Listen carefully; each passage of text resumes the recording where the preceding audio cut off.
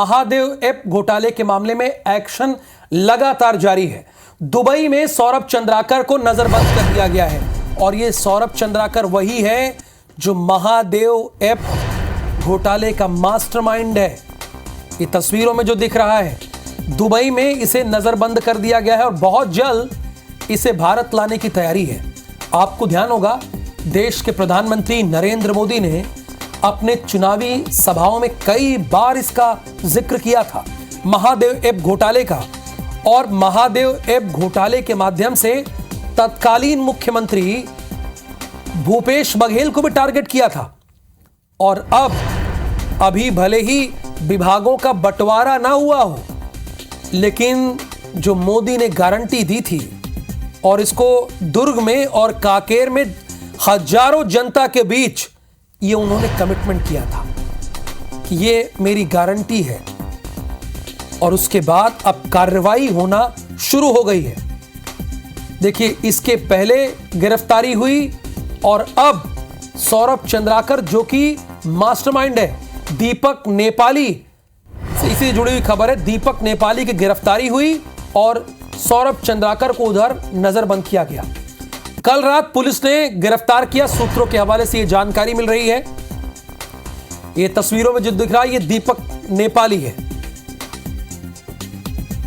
और इस वक्त हमारे साथ राजेश मिश्रा जुड़े हुए हैं। राजेश, जैसा कि देश के प्रधानमंत्री नरेंद्र मोदी ने भी इस बात का डंके की चोट पर जिक्र किया था और तत्कालीन मुख्यमंत्री भूपेश बघेल पर एलिगेशन भी लगाया था, तो अब तो तैयारी भी, अभी भले विभागों का बंटवारा ना हुआ हो, लेकिन इस पे कार्रवाई शुरू हो गई। कार्रवाई कौन रहा है? जो दुबई में नजरबंद किया गया, इधर नेपाली गिरफ्तार किया गया, इन सब के बारे में हमारे दर्शकों को बताइए।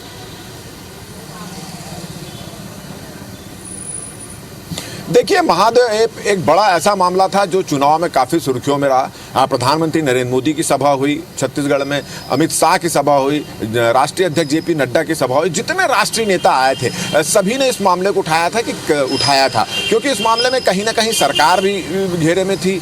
मुख्यमंत्री भूपेश बघेल भी इस पे आरोपों के घेरे में थे। भिलाई का पूरा मामला था। इस मामले के जो मुख्य आरोपी हैं, दुबई में रह रहा था सौरभ चंद्राकर, उसको दुबई में नजरबंद कर लिया है, ऐसी जानकारी मिली। उसको जल्द से जल्द रायपुर लाया जाएगा, भारत लाया जाएगा और इस मामले में कार्रवाई शुरू की जाएगी। इसके अलावा इस मामले का एक और आरोपी है जो राष्ट्रीय सुरक्षा अधिनियम के तहत उसको फरार बताया जा रहा था, उसकी जांच की जा रही थी, उसको ढूंढा जा रहा था। उस पर लूट अपहरण के मामले थे, महादेव ऐप से भी जुड़ा हुआ था दीपक नेपाली, उसको भी कल क्राइम ब्रांच और वैशाली नगर पुलिस ने गिरफ्तार कर लिया है। तो इसका मतलब यह माना जाए कि मोदी जी, अमित शाह और जेपी नड्डा ने चुनाव के समय जो कमिटमेंट छत्तीसगढ़ की जनता से किया था, जो महादेव ऐप के नाम से सट्टा का कारोबार चल रहा था, जिसमें छत्तीसगढ़ के और पूरे देश के लोगों की खून पसीने की कमाई को लेकर गड़बड़ इसमें किया जा रहा था, उस पर कार्रवाई करेंगे। और सरकार बनने के बाद उन्होंने कार्रवाई शुरू कर दी है और सौरभ चंद्राकर को देश के बाहर दुबई में नजरबंद करना, दीपक नेपाली का गिरफ्तार होना, कहीं ना कहीं इस मामले में एक्शन में आ गई है पुलिस। और जैसा आपने कहा कि विभाग नहीं बटा है,